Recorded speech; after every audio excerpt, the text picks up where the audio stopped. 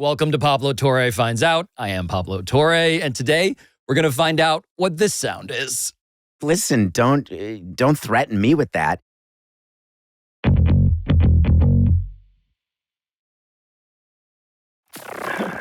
Look at his background. I like Cody's background better than Uggs. You don't like the Uggs wood shades? You don't like the wood shades? That's the best you got for $60 million. You got wood shades. Hey, we're budgeting over here. Budgeting. Can you get in front of your World Series jersey? That's right, dog. That's in a safety deposit box.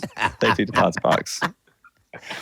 He went for the money, Cody. You went for love and fame and World Series and LCS MVPs. You're welcome, by the way. That's right. Gosh. Thank you. It's the nicest gift I ever gave you. That's the truth. Getting rid of your ass. You know, you really embody this team, what it's all about. I mean, Florida didn't want you. They put you on waivers. This team put a claim in on you, and here you are, the NLCS MVP. Yeah, I can't thank the Giants enough for giving me the opportunity to come over. For $1. For $1. It was $1. It was a waiver claim, and the Giants called us after they claimed him and said, you're not going to let him go to us, right? We were just blocking him from going to any of our competitors. And we were like, we're not paying Cody the rest of the year. We're letting him go. Larry Baer called the commissioner to try to interject because they didn't want to take on his money. And we were like, sorry, if you're going to play the game of trying to block your competitors from getting a player, you have to risk taking the player. And we called Cody into the office and said, Cody, love you, man, but you've been claimed by the Giants. Go speak to the traveling secretary because you're getting on a plane. It's your ass out. We had cleaned out his locker. We had done everything.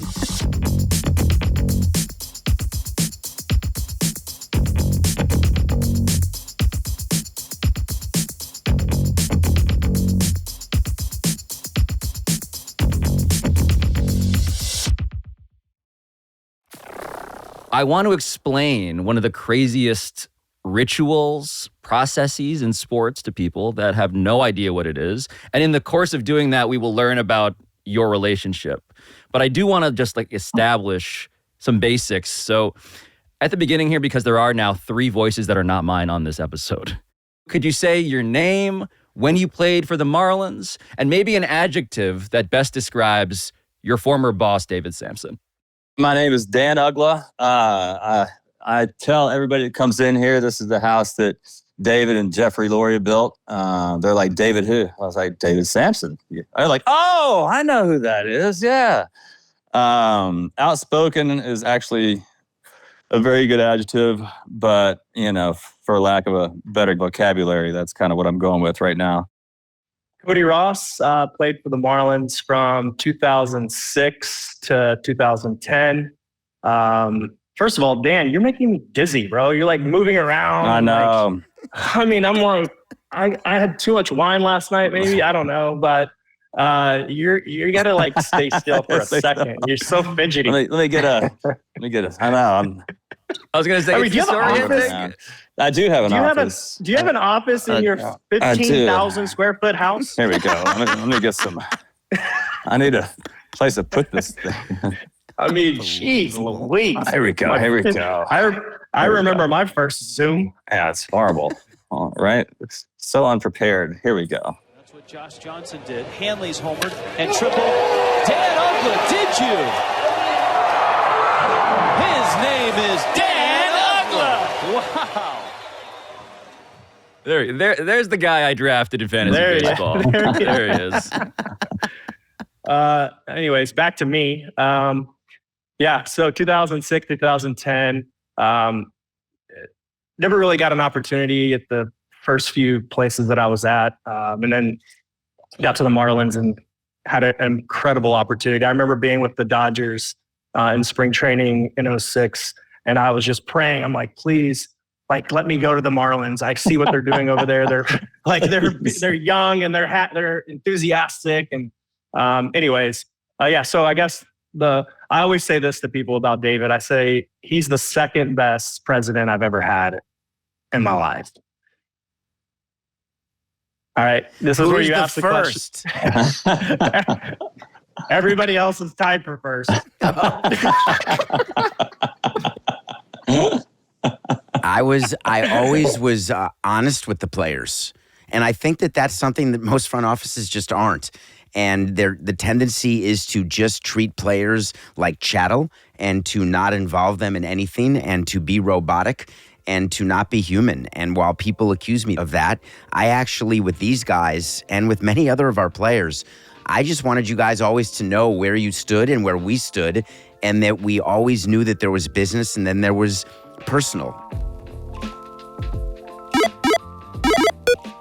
So this is where I need to mention that this is going to be an episode about the insanely personal business of Major League Baseball, as revealed through the arcane ritual of a thing known as salary arbitration, which is happening across the sport right now, even during Super Bowl week, as we speak.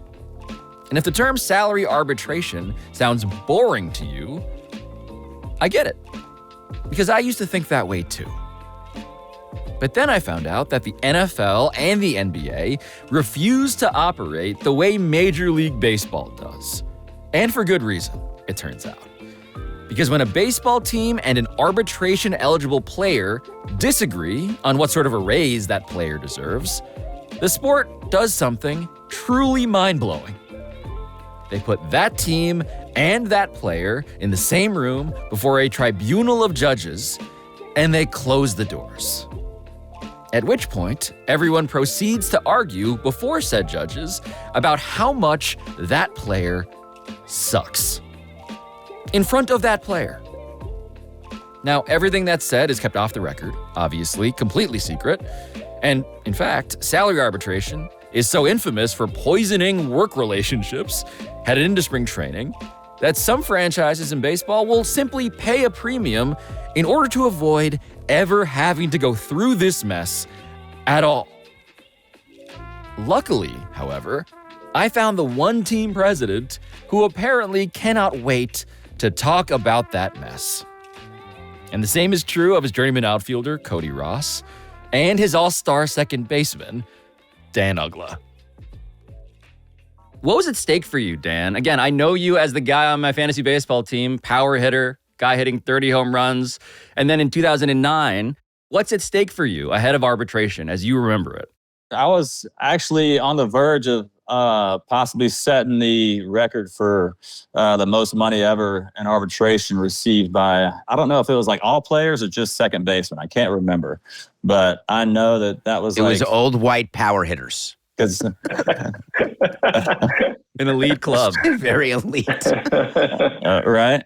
So I think Dave. So I think that mark was set at like 5.5 or somewhere right around there, and I think David. I believe you guys were around 4.2, 4.1, and it was.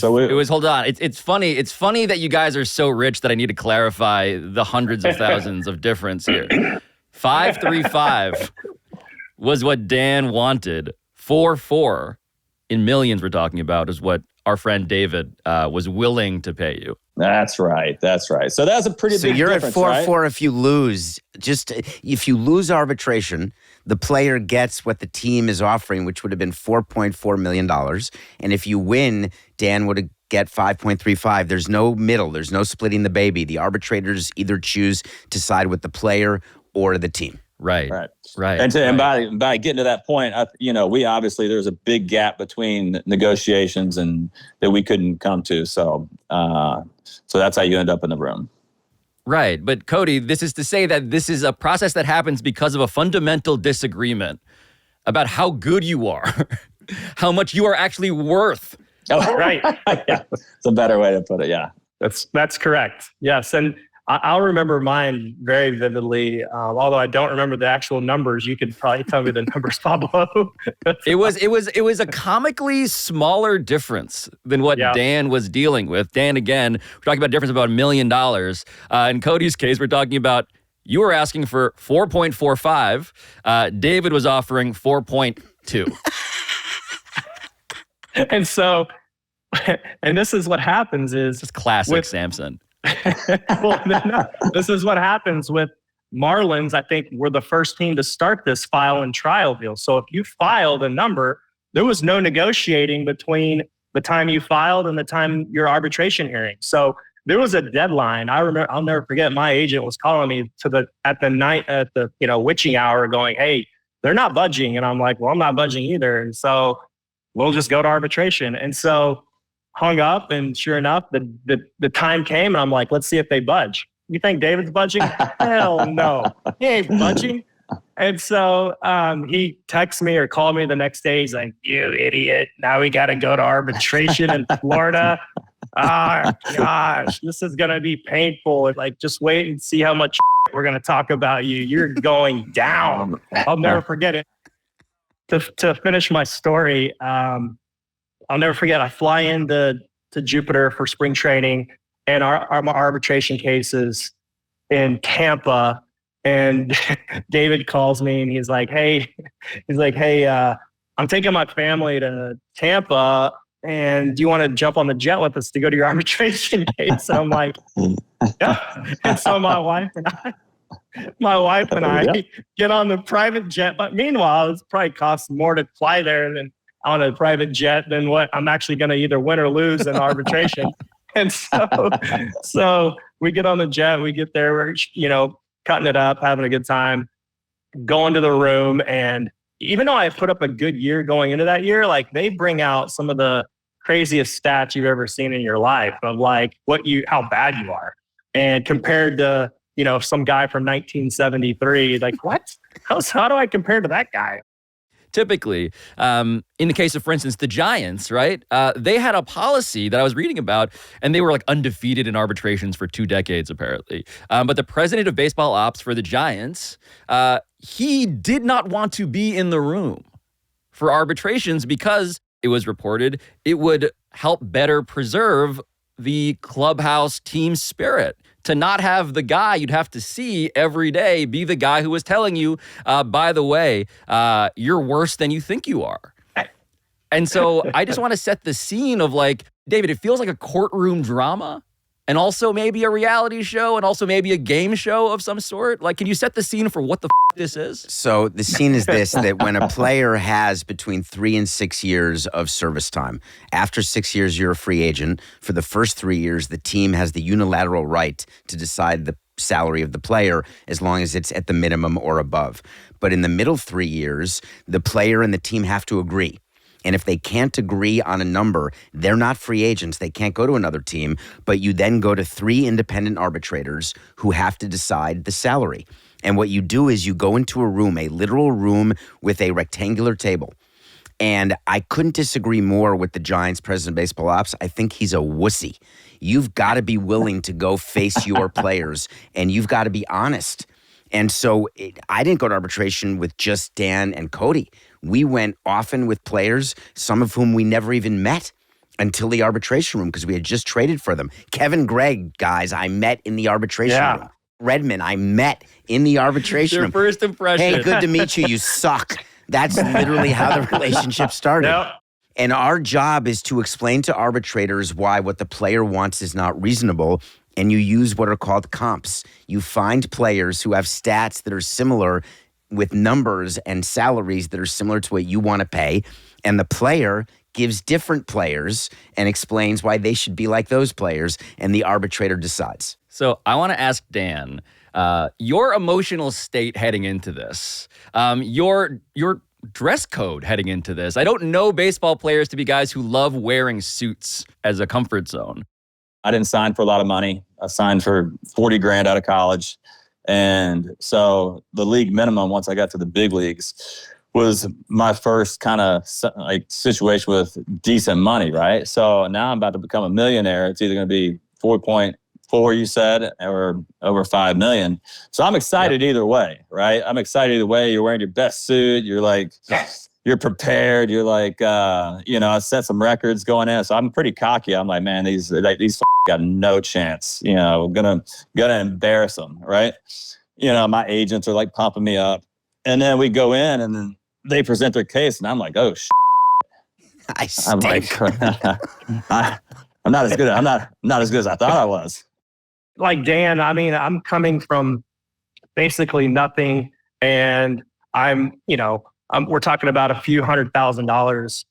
Yeah. So basically you're in a hotel conference room, and it's like David said, a long rectangular table. On that side of the table is your team that you're playing for, and the commissioner's office has a couple of attorneys, and then over here is the arbiters. On my side, I have my agents, attorneys, MLBPA attorneys, and then so I'm sitting closest to the arbiters, and I see David over there. I think was Beinfest there? I can't remember. Yep. Was Beinfest there? Yes. Yep. And I just was looking at them the whole time. David's got his little smile, and he's like smirking at me, and I'm like smirking at him. And meanwhile, my agents are like, "Hey, you can't when they're talking about you, when we're talking about you, you just you're literally like in a courtroom." But I just wanted to go in and hear what they had to say, because I felt like even that was going to make me better going into the following year. Wait, that seems so unrelatable to me. Yeah, I wanted it. I wanted the smoke. I heard all these horror stories about, people going into arbitration and, creating bad tension and bad blood going into the season. You could have a bad taste in your mouth for the organization, but I really didn't, even though they hammered me, which was amazing. At the same time, I'm like, wow, where do they get this shit? This is incredible. Like, they pull stuff literally out of there. It was a tough process to go through, but at the end of it, it was absolutely, I would do it over 100 times. Cody, let me remind you of a little nugget that you're forgetting, which is you negotiate with the player right up into the deadline, and you don't know what the player's going to file at, and the player doesn't know what the team's going to file at, because you exchange numbers right at a deadline. Correct. Do you know that Cody Ross filed at a number below his last offer to us? Cody, I don't know if you remember this, but this was the only time in my career, and it made me insane, because not only did we go to the room over $250,000, but when you filed at 445, you wouldn't go below 45 based on comps of ghosts. And we were like, if this guy files at that number, he loses. And then he goes in and files at a number he can win at. And when he filed at 445, I remember like it was yesterday, he filed smartly, knowing that we're a file-to-go team, so we're not going to negotiate with him, and he has to file a number that he can actually support. Which you didn't realize that Cody Ross was just there for the experience. He just wanted to ride the ride. He told me that after, and I almost broke up with him. Because you said that to me, Cody, but I remember he's the only player who ever said that to me. Well, just to, again, state the obvious maybe. It never is the case that the player is there to hear this, except for inside of this room. They never get the unvarnished thoughts. And I also want to just establish that when you walk into the room, there are these three arbitrators there, right? A panel that has been, I guess, decided by both the league and the union in concert. Mm-hmm. Cody, do you remember anything about your arbitrators? I do not, actually. I couldn't pick them out of a group of two, any three of them. I have no idea. I wasn't focused really on them. You don't remember a gentleman named James Oldham from Georgetown Law, who is a researcher of English legal history in London in his spare time? He had written a book called The Mansfield Manuscripts and the Growth of English Law in the 18th Century. It's even now a little shocking when people ask me how long I've been on the Georgetown Law faculty, and I answer, well, in truth, a half a century. That was one of the arbitrators. Yeah, I mean, I honestly came in knowing nothing. I don't think my agents knew anything about the arbitrators other than that they're supposed to be neutral. The arbitrators don't talk during the arbitration. They don't ask questions. They just sit there and listen, and they don't give a written opinion at the end. All they do is rule in favor of the team or the player. You don't know why. You don't know whether it was a 2-1 or 3-0 vote. You only know the result. So there's zero accountability, which is why possession arrow is an important part of the arbitration system, where if the players have won 8 in a row that particular year, the team is going to win the next one no matter what. Wait. Just to clarify what that is, what you're saying is that there are decisions rendered that are not on the merits of this specific case. They won't admit it, but it's true. It's 100 guys. I don't know if your union told you that, but possession arrow in baseball arbitration is a real thing. Yeah, my agent told me that, actually. Just to, again, clarify that, it's the idea that these arbitrators are agreed upon by the union and the league. So to keep doing this job Otherwise of they get fired. arbitrating, they need to be satisfying both sides. That's exactly right. They will, because at the end of every arbitration year, the players' union can point to a name and say, I don't want this person involved next year, and the league can't do anything about it. That person's removed. The league can do the same thing. In order to get appointed year after year, you have to have satisfied both sides, and to do that, you have to give wins to both sides. And possession error is just a term of art. It's obviously a basketball term. It alternates, so you know that if it's been 5 league wins in a row, the player's going to get the next one. Dan, just remind me, beforehand, what did you heard from other people? Like, what's the reputation of this whole process, this whole ritual, before you actually got to experience it? Well, you always hear kind of like you can't like be friends with these people. They're gonna talk trash about you and they're gonna mean it and all this kind of stuff. So it's like it wasn't the best. It wasn't the best advice from. Dude, I know. It's like, it's so stupid. Holding his iPhone. I'm holding wires out of the way. I'm in this horrible spot. The sun's coming in on me. My phone's dying. Can't find my AirPods, you know? This is Dan Uggla. This is Dan. This is Dan. So after I get done here, y'all need to talk about 5 minutes while I charge it because I got to unplug my So anyways. He's being serious. Oh, I'm dead serious. I like that we're going on a tour of what appears to be the largest house in the world. Oh gosh, it is. It is. I wish. Don't mind the 2.6 right there. Dan's carrying his phone through his estate. He does have a beautiful house and a beautiful family. Where are you going, bro? I'm going down to show him your jersey right there. Come on. Oh, there it is. Nice. Love it. So I'm getting out of the sun. Dan has settled his phone at yet another wing of the estate. So yeah, passed by the jerseys. Yeah. Back to what we were saying. You just walked 15,000 square feet away to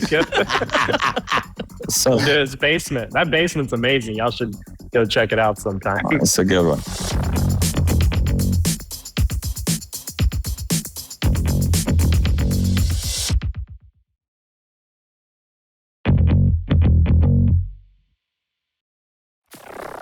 When you enter the room, is there basically the clock already ticking? Because these are how many cases a day in some circumstances? You have morning cases, 9 a.m. cases, and 2 p.m. cases. And generally, arbitrators will hear 1 or 2 cases or 3 during the course of a session in Tampa or in Arizona. It switches off. And it's just funny because I remember Dan's arbitration. We were arguing about a lot of money. And it was a tough one because, Dan, you had great bulk. And I'm sure what does that mean? Great bulk is when you go into arbitration, you've got a lot of stats. You have a lot of home runs, a lot of runs batted in. You've played a lot of games. So you are able to say that, look, I have performed. He was an all-star. I'm sure you remember this, Dan, but you were a pre-arbitration all-star, which also counts for money. Twice. Which is why we offered him what we thought was more than we needed to at 4-4. And he was able to call on players, of the the Cabrera ilk practically because of what his numbers were, Pujols and all sorts of people who we said you're not even close to. And we were wrong. Arbitration is a manifestation of the ultimate breaking down of an athlete trying to break his will, his confidence by showing that he's something that he doesn't want to believe he is.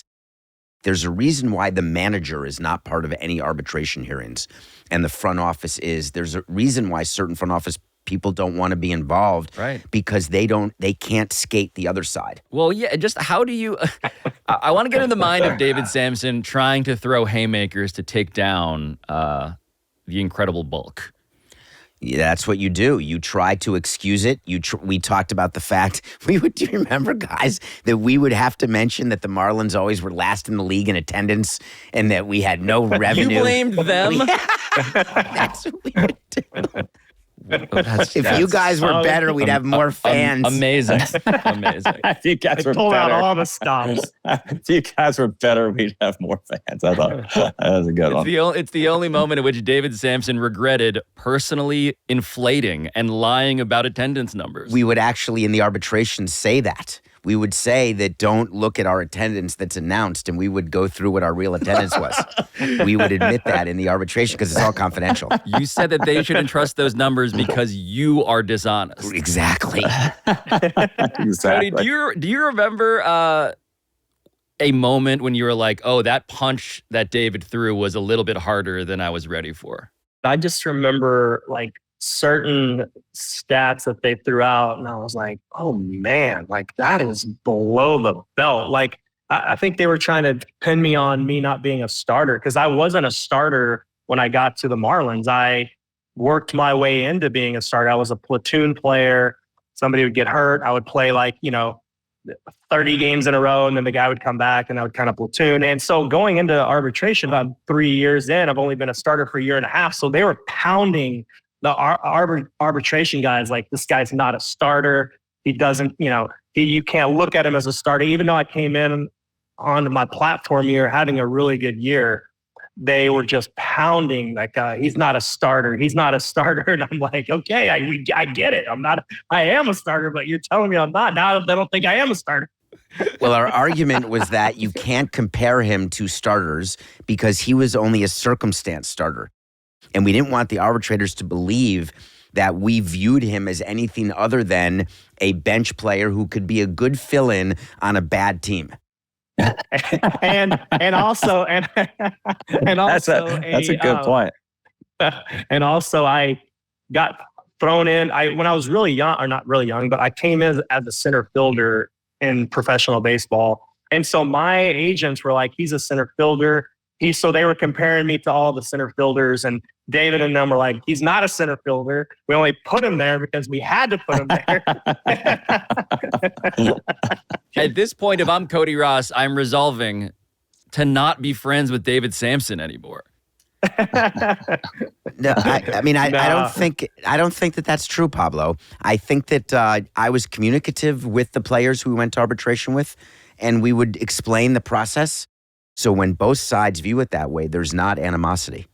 Like you hear horror stories and you learn pretty quick that like, all right, am I going to be tough? Is this going to bother me?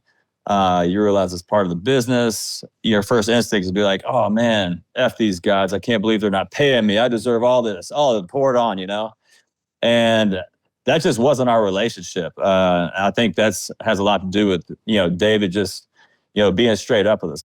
And I would tell all the players that are going to go through it, that haven't been through it, is like, embrace it, enjoy it as part of it. It means you're good that you're going through this. I would say like, when you ask me like, why would you want to throw a punch at David? I would say no, because a lot of what they said, like you can't deny some of the stuff that they said. So I'm like, man, even though that hurt, there's a lot of truth in that. Like I can see where they would come and try to bring that case and try to make me look like a certain player. I was actually pretty, I was like, holy shit, they're comparing me to this guy? Oh man, that's cool. And they're like telling me that I never got an MVP vote and this guy has. I'm like, that means I should have got an MVP vote, I got screwed in that. You were honored by not being Albert Pujols. Yeah, it's like, I was never supposed to be there in the first place. It just so happens. You're Marcus Giles, bro. That's right. Marcus Giles. Yeah. 2.0. Marcus 2.0, baby. That is something. I think that it's also important to know that it's really hard to get to arbitration. The majority of baseball players, first of all, you never make it to the big leagues. And if you make it to the big leagues, the overwhelming majority don't get 3 years of service. They don't get an opportunity to get into this system. And I think Dan and Cody are two examples of players who understood that. And there's some players who just don't get that. I want to know, David, we've created a summit here of people who are shockingly reasonable about a very contentious courtroom drama. What's it like when it's not quite as simpatico? So I can only tell you in all the times I went to the room, I was able to, because of being honest, I was able to disarm the players. The difficult part is when you go with the player you don't know, and then you just have to build a relationship from a 1st and 20, from a negative spot.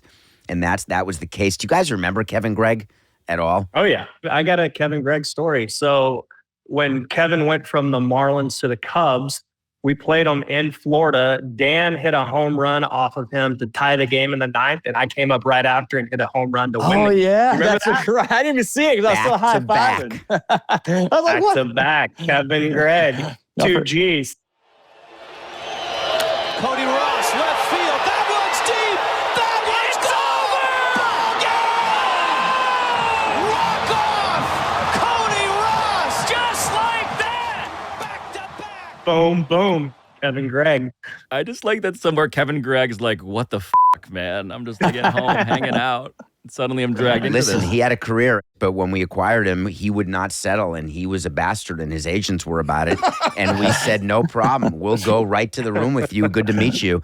And he's a very tall, Kevin Gregg. Do you remember? Like, he's a big man. 6'6". Yeah. 6'6", and he's also, 245. he has this menacing look. Cody and Dan look jolly, and they are.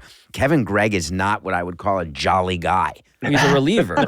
That's his whole job is to intimidate. He is intimidating. Remember, he had those glasses like that he would wear that you never knew whether they were prescription. And he happens to be a great guy, but didn't know this at the time. You called him a bastard like 30 seconds ago. Because I didn't know him, and he would not settle after the trade, and he said, and his agent said, we will not budge. And we were like, we're going to the room, and the agent said, you're going to acquire a player and then go right to the room without ever knowing him. The room. And that's what we call it, the room. And I said, I'm not scared at all. And so Kevin comes in and You're saying I was born in the room, raised by the room. Like, listen, don't threaten me with that. And so, but then after that, when I introduced myself to him outside of the room, when we went back to spring training, we built this relationship that was built on a mutual respect and honesty. And he was a very talented guy. But that was a tough arbitration because we were explaining why we shouldn't have traded for a guy. We basically were saying, I can't believe how dumb we were to acquire someone who's this bad, that we shouldn't be paying him any amount of money. And he didn't know me at all. And he was hearing us say this. It was a tough one. So the room that you're describing, you're talking about a player that you acquired where you're now saying, oh, this is a mistake. If you're trying to trade that guy to someone else, though, you're saying the opposite. You're saying how great he is. Yeah, the room, it's an interesting place. And I think Dan and Cody would agree, where it's like Vegas, where what happens in the room is supposed to stay in the room. And you're supposed to take it as its own entity. And some players are better at it than others. These two guys are amazing at it, but not all the players were. There's ego involved. We don't want to lose a case. We don't want the arbitrators to believe that players are worth more than we thought because we do it for a living. How does this whole thing end? So are there closing arguments? Mm-hmm. Each side closes, and they say to the arbitrator, the final word from each side is, so I hope that you will see from the evidence presented that Dan Uggla is worthy of $4.4 million, and that you will rule in favor of the club. And the player ends with, I hope that you will see from the evidence that Dan Uggla is worth $5.35 million, and you will rule in favor of the player. There's a thank you. You shake hands. You leave. And then you go back. You literally go back to spring training immediately because there's workouts. Arbitration, generally, many of the hearings happen during spring training, and you have to get back for spring training. And does the rest of the team like, so how'd it go? Like, what's it like in the clubhouse? Well, you find out either that day or the next day, right, David? Next I remember day. It's really fast.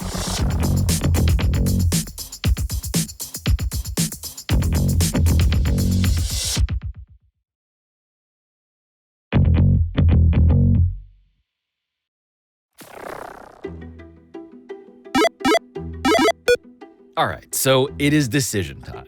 We kept you waiting outside this room for the verdict long enough, and I just need to point out here, in total fairness before we proceed, that while a pitcher may not want to challenge Dan Uggla or Cody Ross, as Kevin Gregg discovered, arbitration is where you would not want to challenge David Samson, a financially savvy, detail-obsessed team president with a law degree who professionally haggles over contracts for a living. As he said earlier, in the room, David Samson is wildly intimidating in his own right. which is why it is especially hilarious to me that David Samson's official record in the room against Cody Ross and Dan Uggla is 0-2. Do you remember the moment, the scene of how you found out that you won? It was early in the morning, and we, I was up at 7:30 in the morning, couldn't sleep. And I think we got the phone call somewhere around like 8:30, 9 o'clock. It was quick. It was early. And they said, we have ruled in your favor. And it was just like, like an explosion. It was like jumped up, 5-year-old kid in me was jumping on the bed, screaming and yelling. All my agents and everybody come running in. We had like 8 people in the house. We're all like on the bed, jumping together, like, ah, popping champagne. And I was like, I'm disgusted. it was party time, man. It was great. Mine was a little different. I remember I was obviously in Florida the next day, and my agent called me before I actually went into spring training, and he was like, great news, we won, blah, blah, blah. And I'll never forget it because I remember thinking now, wow, I'm a multimillionaire now. I just got $4.5 million. I can tell people I'm a multimillionaire. So that was kind of my thought process behind it. And look, I can't tell you for certain that Cody and Dan would be quite so eager to relive all of this with me on camera 15 or so years later if, in fact, they had lost to their employer in the room. But what remains clear to me is that the guy who lost, David Samson, absolutely is. So, yeah, by the time you get back to spring training the next day, you already know that you won. And, when you win, it's nice because you can walk around the clubhouse and be like, I just kicked their ass. Yeah, we won. So it's kind of and then, you see the front office in the clubhouse the next day and you walk by like, what's up, guys? I remember that clearly, going into the clubhouse after a loss. Yeah, what's it like for David Samson to walk around the clubhouse having lost in the world of one-on-one business? Yeah, you just feel as though that the other players are seeing a weakness and that they're going to use that when it's their turn for arbitration. And so I didn't want to lose any of the cases at all. But I do remember making it a point to be in the clubhouse the next day to make sure that all the players saw, and including Dan and Cody, that win or lose, we're teammates and we are on the same side. And what arbitration does is it forces you to be enemies for that period of 5 hours. And if you do it with aplomb, you can get through it. And some players and some teams just can't get through it. Guys, there are teams that will not go to arbitration.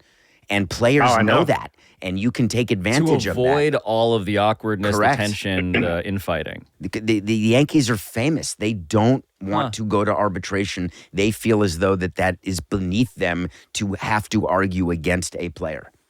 And it ends up hurting them because players take advantage of that fact and can get higher salaries. It hurts the Yankees and it hurts the other teams too, because then the other teams have to negotiate on the behalf of the Yankees. And the Yankees are just handing money out. Or for the teams like the Marlins, they're trying to save every penny they possibly can. So it creates this kind of distance between teams too. And we never wanted the union to be able to use a win. Like Dan Uggla's win cost the industry so much more so than your win, Cody, just because of where Dan was in his career. It moved the market. Yeah, 100%, because then everyone who wanted to compare themselves to Dan Uggla, they were comparing themselves to a 5.35 number instead of a 4.4 number. It's really actually a big deal, and players should be thanking you, Uggs. I don't know if you get payments from them, but there are a bunch of players who came after you who got paid a hell of a lot more than they would have had you lost that case. Right. Your pre-arbitration years were some of the best in the history of baseball. Oh my gosh, you guys are making me blush over here. Making me blush. I'm not used to all the flowers. Thank you. But the ultimate compliment is David Samson saying that true clutchness is when you're great before I got to pay you more. Well, these guys know my mantra. You have to have players outperform their contracts if you're going to have a winning team. And that's true of the Yankees, the Giants, the Braves, or the Marlins. Every team needs that or you're not going to win. How much were you guys watching the faces of the arbitrators? Because there's suspense in the room. What's the tension like? The league and the union hate each other. So the representatives of the league and the representatives of the union, I don't know who you guys had. Was it Michael Weiner? I don't know what year. Weiner. It could have been Weiner, who was, rest in peace, he died young. Yes. But he was very difficult in the room. And it He was was amazing. him. He's a great litigator. Beloved by the players. Because what he did for those players, it's just incredible. He advocated in a way that, would make Donald Fear blush. But what Weiner did in the room was try to get the arbitrators' attention by saying how greedy and how bad the teams are in the league, looking for arbitrators to give any sort of indication that they were listening or agreeing. My experience was I didn't really pay attention to the arbitrators because I knew they were going to take the cases, and after the oral arguments, they go into a room and just sort of decide, and there was nothing I could read from it. I don't know if you guys found differently. Well, you get coached up on it by your agents to, how to act, what to do, what not to do. And, you're just super polite when you walk in the room. I don't remember if we shook hands before, if we shook hands. I knew we shook hands after with the arbiters, but I remember just like, trying to give them that cute little smile that I have, win a couple points. Winking and shooting finger Seriously? guns? That's what you're doing? Like, that's going to work? You were going to charm them? It works. Trust me. I can't even. Cody, I loathe you. I really do. Stands in front of the arbitrators trying to woo them with his $1 million smile, and he never wore a mouth guard. That's right.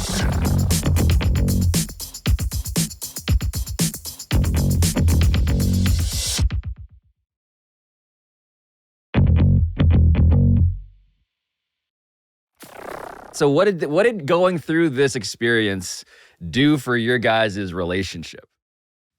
There was such a foundation of friendship, business relationship, just knowing each other past baseball, knowing each other's families and everything that, we're having pizza in New York at 4 a.m. some nights. And there's no what are you doing? Or everybody's trying to hide from the other. It's we're all in there being people together. And we had built that foundation. Honestly, I mean, I guess it could have made us a little stronger when we got through it, because anytime you go through something like that and you're still friends or whatever, it makes you strong. But we were already so strong. I think for me, the reason why there was no sort of animosity or hate or I think obviously I have to give a ton of credit to David, even though I don't like to. I'm going to give him a ton of credit.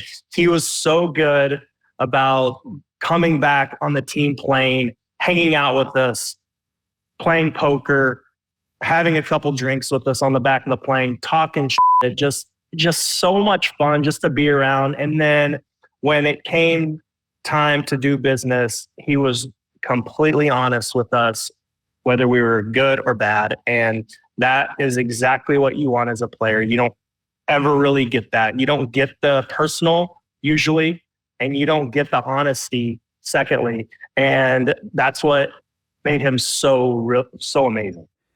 As I'm watching David genuinely be warmed by your warmth, by your friendship, I do want to point out the aftermath of this whole thing, which is that arbitration, of course, comes and goes. They both win. David Samson loses. But then, in the case of Dan Uggla, Dan, you're gone. You leave the Marlins by 2011. And Cody Ross, that next season, you're out of there. It got way too expensive.